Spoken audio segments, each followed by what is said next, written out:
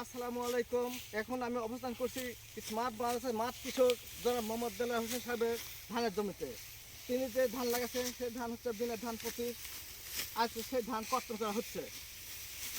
আচ্ছা ভাই, আপনার ধান কাটছেন, এই ধানটা কি চিনেন? না, ধান হচ্ছে দিনের ধান 25। আপনারা যে কাটছেন ধান কি বুঝছেন, কি ভাব কি বুঝছেন? না গাপনি যে ভালো আছে, আপনি ভালো আছেন, আপনি গুণ আছে।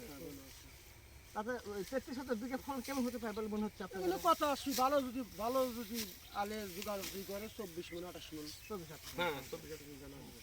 তাহলে যে ধান আছে আপনাকে দৃষ্টিতে ভালো লাগছে আর কি ধান?